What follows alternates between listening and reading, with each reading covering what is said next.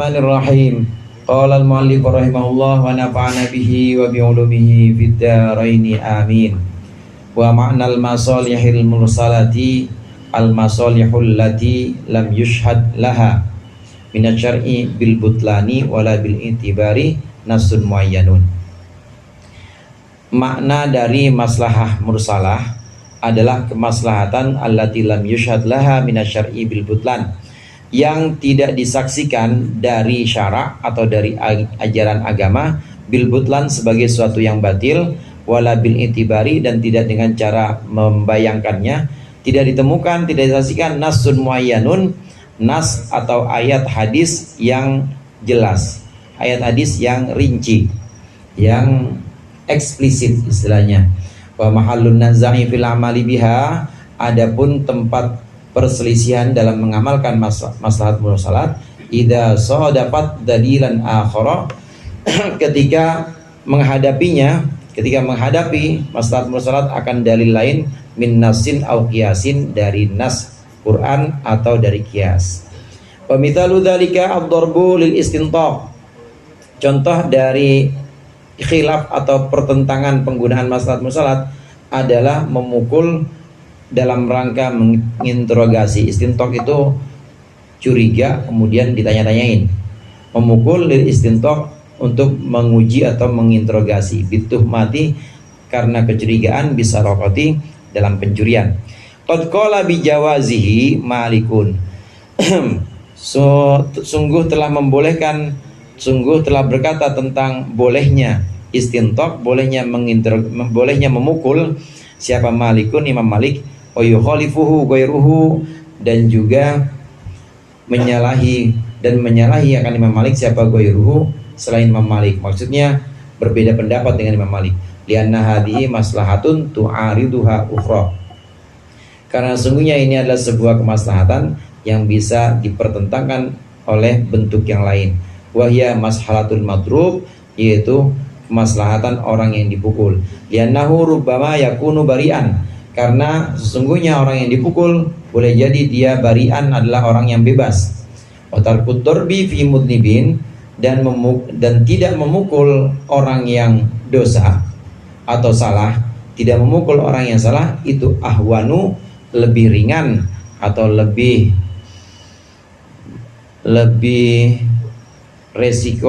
resikonya lebih ringan min dorbi bariin, daripada memukul orang yang tidak salah. Fa in kana fihi fathu babin yasru mahu intizaul amwal, apabila di sini ada pembolehan membuka pintu, di sini maksudnya diperbolehkan yang suruh mahu intizaul amwal, maka akan sulit bersamanya mengambil harta. Fa fid dorbi, maka dalam permasalahan pukul ini fathu babin ila ta'dibil bari, ada terbukanya pintu atau terbukanya suatu yang ditolerir untuk menghukum atau menyiksa orang yang tidak salah. Maslahat mursalah atau maslahah mursalah, kita kenal sumber hukum pertama Al-Quran, kemudian yang kedua as-sunnah atau hadis, yang ketiga ijma'. Nah kemudian yang keempat ini qiyas. Walaupun qiyas ini ada perbedaan pendapat, ada yang mengatakan tidak boleh pakai qiyas, seperti Imam Malik, nggak bisa pakai qiyas kata Imam Malik. Nah namun di sini Imam Malik meskipun tidak pakai qiyas, Imam Malik pakai maslahat mursalah, namanya maslahah mursalah. Apa itu maslahah mursalah? Maslahah mursalah adalah mengambil satu kemaslahatan, membolehkan satu kemaslahatan yang memang tidak bertentangan dengan nas Al-Quran, dan juga tidak ada perintah dalam nas Al-Quran.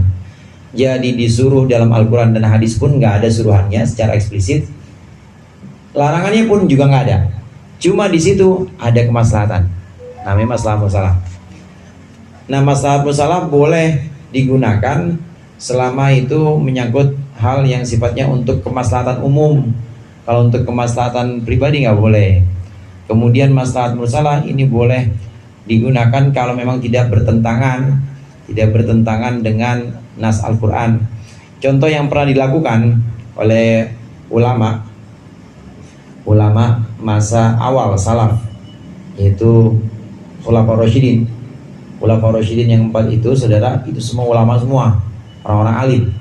Karena sahabat juga ada sahabat yang awam, tapi yang 4 itu Arba'atul Khulafaur Rasyidin itu ulama semuanya. Di antaranya maslahat mursalah itu adalah pembukuan Al-Quran. Ada nggak perintah pembukuan Al-Quran? Nggak ada. Nabi nggak pernah merintahkan. Larangannya ada nggak? Nggak ada. Perintahnya nggak ada, larangannya juga nggak ada.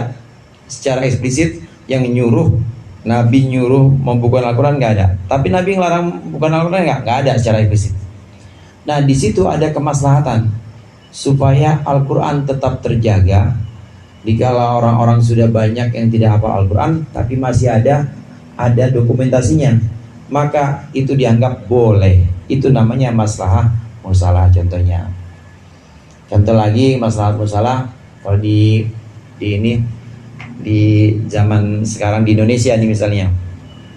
Dulu mungkin sebelum ada peraturan pemerintah dari Kementerian Agama atau Departemen Agama dulu, pencatatan hukum nikah. Orang nikah kan asal yang 5 itu rukun-rukunnya dipenuhi kan sah-sah aja. Yang penting ada wali, terus apa lagi? Saksi, ya. Hijab kabul. Biasa belum? Ada begitu? Ada pengantin laki sama perempuan. Kalau nggak ada pengantin laki perempuan nggak jadi. Asal udah memenuhi semua rukun-rukunnya itu, ya udah saja. Ada nggak pencatatan nikah sebelum ada ketetapan pemerintah? Itu nggak ada. Terus bagaimana pencatatan nikah ini dianggap sebagai apa? Ngambil hukumnya dari mana? Di hadis. Nggak akan ada di hadis. Cari mentok dan nggak ada yang namanya ini penghulu di hadis. Kemudian di Al-Quran juga nggak bakal ada. Tapi ada nggak yang melarang? Ada nggak yang melarang pencatatan itu dalam hadis? Nggak ada juga. Larangan nggak ada. Perintah juga nggak ada untuk mencatatkan pernikahan. Nah, tapi di situ ada kemaslahatan. Apa kemaslahatannya? Supaya perempuan atau yang jadi istri ini terjaga haknya, tercatat oleh negara, sehingga nanti negara melimpahkan kepada hakim agama, melimpahkan supaya diberikan keadilan kepada istri misalnya, diberikan keadilan kepada suami misalnya. Kalau memang suaminya nggak salah, maka istri nggak bisa gugat cerai. Jadi di situ ada kemaslahatan. Walaupun suruhan atau perintah dalam Al-Quran nggak ada, hadis nggak ada juga, perintah juga larangan juga nggak ada, tapi di situ ada kemaslahatan, maka boleh. Pencatatan nikah itu termasuk maslahah mursalah. Ada kemaslahatan. Termasuk ini saudara, termasuk peraturan lalu lintas. Itu maslahah mursalah juga. Di Al-Quran nggak ada lampu merah berhenti. Di hadis ada nggak es ini, Bang Udin? Es coret, tahu es coret? Karena ada es krim. Ada es cendol, es coret itu es coret nggak boleh berhenti, nggak ada itu jadi. Cuma di situ yang ngelarang juga nggak ada. Di Al-Quran nggak ada larangan untuk berbuat bid'ah di jalanan misalnya. Ada aturan-aturan nggak ada. Nah, cuma di situ ada kemaslahatan, maka boleh. Kemaslahatan ini menjadi pertimbangan kemaslahatan umum, dan itu bukan hal-hal yang sifatnya pokok dalam agama, tapi hanya untuk mengatur urusan-urusan yang ada pada masyarakat, maka diperbolehkan maslahah mursalah. Hanya permasalahannya di sini, ketika maslahah mursalah ini bertentangan dengan kias. Nah, kias itu kan bukan sumber hukum pertama dan kedua juga.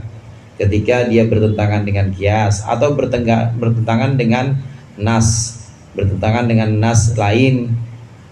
Contoh yang disebutkan oleh mu'allif di sini, memukul dalam rangka interogasi. Memukul dalam rangka interogasi. Boleh apa enggak itu? Karena kita udah yakin betul bahwa ini orang yang sedang kita interogasi, ini adalah pelakunya, tapi dia masih nggak ngaku juga. Gimana memukul orang yang sedang dalam proses interogasi dan sudah kuat bahwa dia adalah pelakunya misalnya? Ini memukul boleh. Dasar hukumnya apa? Maslahah mursalah menurut Imam Malik. Cuma menurut selain Imam Malik tidak boleh. Kenapa? Dasar hukumnya adalah tarku dorbil mudnib ahwanu min dorbil bari. Maksudnya tidak memukul orang yang salah, ya, tidak memukul orang yang salah ini lebih ringan resikonya daripada memukul orang yang salah.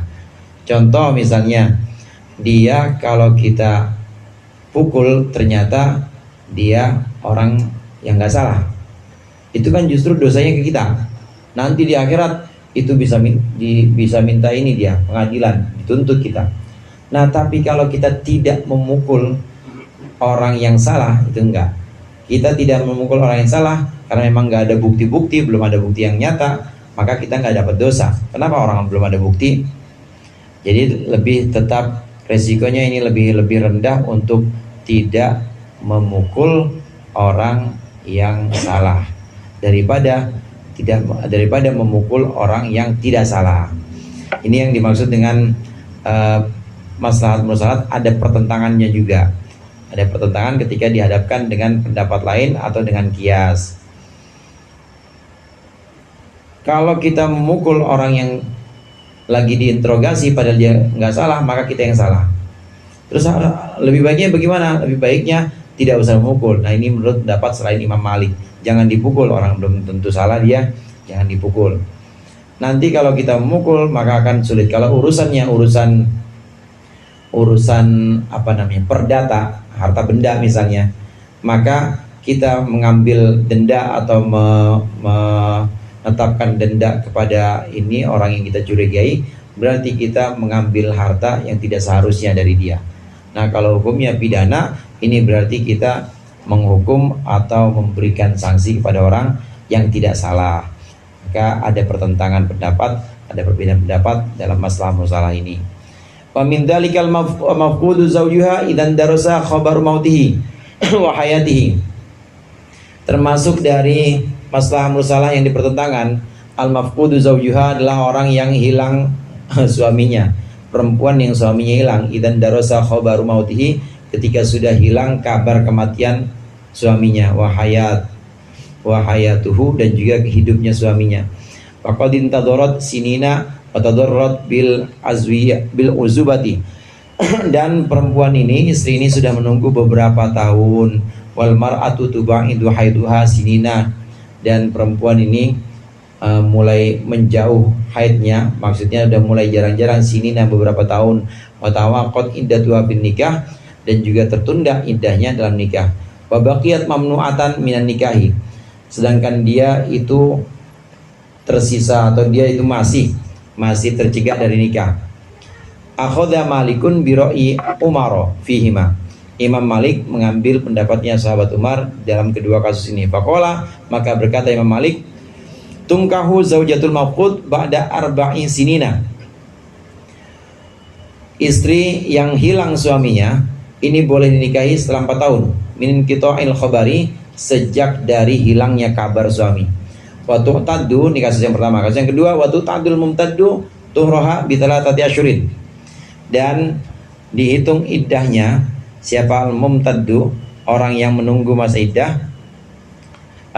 Siapa al-mumtaddu, orang yang menjadi panjang, apa tuhruhu, sucinya perempuan tadi, bi thalathati asyurin, dengan 3 bulan.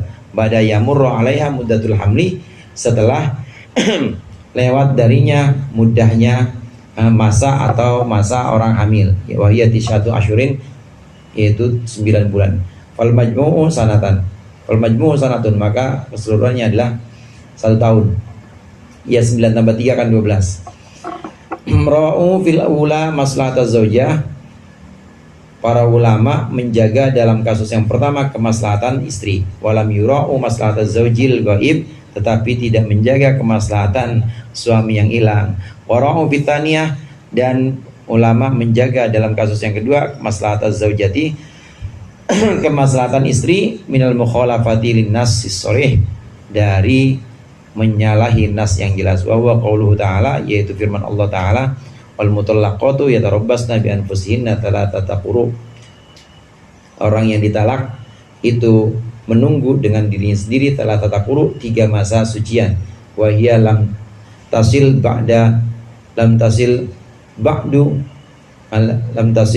ba'du lisinil ya'si. Dan ini tidak akan sampai 3 sucian ini dalam usia putus. Ya'si ini artinya putus, di sini putus haidnya, hatta tu'tadda bil asyuri, sehingga dihitung dengan beberapa bulan. Ada contoh-contoh tentang maslahah mursalah yang tentu tidak ini juga tentu tidak lepas dari perbedaan pendapat. Imam Malik ini memperbolehkan. Ada contoh kasus yang pertama gini.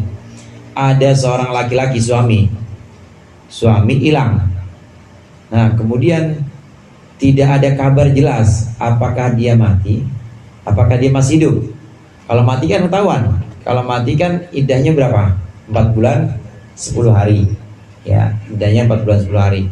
Kalau mati jelas, ini enggak, kabar kematiannya juga enggak ada. Tapi dibilang hidup juga nggak ada. Nah, gimana nih?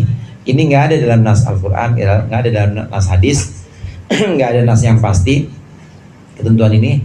Maka Imam Malik kemudian mengambil demi kemaslahatan istri, supaya dia juga tidak terkatung-katung, karena dia juga mungkin butuh orang yang memberikan nafkah dia. Maka boleh, nggak harus nikah, tapi dia boleh dinikahi setelah 4 tahun. Ini menurut pendapat Imam Malik, di mana beliau mengikuti Sayyidina Umar, sahabat Umar. Setelah 4 tahun, di kasus yang pertama.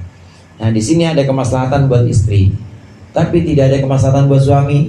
Kalau udah 4 tahun suami balik lagi, kalau udah 4 tahun suami ternyata masih hidup, ya udah, ya statusnya udah cerai. Itu juga yang kemudian ada sigot ta'liq. Sigot ta'liq itu bukan rukun dalam nikah, tapi di situ baik juga, maslahat mursalat juga. Kalau saya tidak memberikan nafkah istri saya misalnya, nah itu udah digantungkan pernikahan dengan syarat-syarat itu, maka itu bisa disebut sebagai maslahat mursalat demi kemaslahatan istri. Demikian juga ini demi kemaslahatan istri, maka setelah 4 tahun boleh menikah. Nah, suami gimana? Ya salah sendiri, nggak ada kabar, salah sendiri, udah 4 tahun gak kasih nafkah. Ini kasus yang pertama. Kemudian kasus yang kedua, bagaimana orang yang masa haidnya sudah, maksudnya begini, masa sucinya semakin panjang, maksudnya haidnya itu udah makin jarang-jarang, makin jarang, lebih sering sucinya. Bagaimana kalau dia dicerai? Bagaimana masa iddahnya? Kalau dihitung iddahnya 3 kali sucian, padahal sucinya itu panjang, dia 3 bulan suci misalnya, habis itu baru ada haid, nanti suci lagi 5 bulan, kan lama tuh. Harusnya cuma 3 kali sucian doang kali ditalak. Bagaimana menurut pendapat Imam Malik? Pendapat beliau mengatakan bahwa perempuan yang seperti ini, yang masa sucinya kemudian jadi panjang, maka dia boleh habis masa iddahnya. Artinya habis masa iddahnya ini setelah 1 tahun. 1 tahun ini dihitung dari iddah hamil. Hamil itu masa iddahnya setelah melahirkan 9 bulan. Nah, kemudian ditambah dengan 3 ditambah dengan 3 bulan. Jadi 9 tambah 3 12 bulan, 1 tahun. Perempuan yang sudah mulai sedikit haidnya, jadi lebih banyak masa sucinya, masa iddahnya adalah 1 tahun, digabungkan dari iddah hamil dengan 3 bulan yang wanita normal. Nah, semua ini dalam kasus yang kedua ini menjaga kemaslahatan istri juga, demi kemaslahatan istri. Nah, ini pun tidak luput dari perselisihan pendapat tadi, karena nyatanya memang dalam Al-Quran, wal mutallaqatu yatarabbasna bi anfusihinna thalathata quru. Kalau orang yang ditalak, perempuan yang ditalak, itu ya masa iddahnya cuma 3 kali sucian. Tapi 3 kali sucian menurut ayat itu, ini kalau pendapat masalah-masalahnya Imam Malik, 3 kali sucian kalau diukur perempuan yang kondisinya tadi disebutkan, itu kan kasihan, maka Imam Malik bisa dikatakan mengambil maslahat mursalat, tidak mengikuti ayat itu, tidak mengikuti ayat tadi. Sayyidina Umar juga pernah, saudara, kalau di nas, ya, kalau di nas orang yang mabuk atau minum, ini hadus sarokoh, hadus sarokoh, hadul syaribil khamr, orang yang mabuk ini, orang yang mabuk ini harus dicambuk. Orang yang mabuk dicambuk. Di Al-Quran tuh nggak ada, mabuk nggak ada. Kemudian di hadis itu juga nggak ada. Nah, bagaimana orang yang mabuk? Nah, ijtihadnya Sayyidina Umar pada waktu itu, mabuk ini bahkan bisa bahaya lagi. Pertimbangannya seperti itu. Dia bukan hanya sekedar seperti orang mencuri, bukan seperti orang zina aja, bahkan gara-gara mabuk dia bisa nyuri, bisa zina juga. Penyebabnya adalah mabuk. Oleh karenanya mabuk tetap harus ada cambuknya. Nah, cambuknya berapa? Dijilidnya berapa? Dijilidnya 80.